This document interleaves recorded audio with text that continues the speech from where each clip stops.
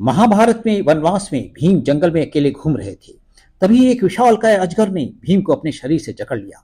वैसे भीम में 10,000 हाथी का बल था, फिर भी भीम अजगर का स्पर्श होते ही तुरंत बेहोश हो गए, क्योंकि अजगर को ऐसा वरदान मिला था। भीम के पूछने पर अजगर ने बताया कि वे भीम के पूर्वज राजर्षि नहुष हैं। महर्षि अगस्त के शाप के कारण उनको सर्प बनना पड़ा, क्योंकि वे कई दिनों से भूखे हैं, इसलिए भीम को खाकर भूख मिटाएंगे। यद्यपि भीम उनके वंशज हैं। इधर भीम को ना आया देखकर युधिष्ठिर उनको खोजते खोजते अजगर के पास पहुंच गए। अजगर नहुष ने बताया कि उनको यज्ञ तपस्या से तीनों लोगों का राज्य मिल गया था, परंतु अहम के कारण उन्होंने मुनियों से अपनी पालकी ढुलवाई। महर्षि अगस्त को नहुष ने लात मारी। अगस्त ने नहुष को श्राप दे दिया। अजगर ने युधिष्ठिर को कहा कि यदि वे नहुष के प्रश्नों का ठीक उत्तर देंगे, वे भीम को छोड़ देंगे। नहुष ने पूछा कि ब्राह्मण कौन है और उसके जानने योग्य तत्व क्या है।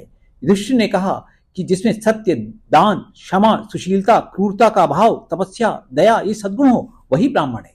युधिष्ठिर फिर बोले, जानने योग्य तत्व तो परम ब्रह्म ही है, जो दुख और सुख से परे हैं तथा जहां पहुंचकर अथवा जिसे जानकर मनुष्य शोक के पार हो जाता है। नहुष ने पूछा कि यदि ये सद्गुण शूद्र में हो तो क्या होगा। युधिष्ठिर ने कहा, यदि शूद्र में सद्गुण हो तो वह भी ब्राह्मण कहलाएगा, क्योंकि कर्म और गुणों से ही ब्राह्मण कहलाता है, न कि जाति से। युधिष्ठिर आगे बोलते हैं कि मनुष्यों में जाति की परीक्षा करना बहुत ही कठिन है, क्योंकि इस समय वर्णों का आपस में परस्पर सम्मिश्रण हो रहा है। ये यजामहे श्रुति का यज्ञ के में प्रयोग किया जाता है। ये जाति का न निश्चय होने के कारण किया जाता है।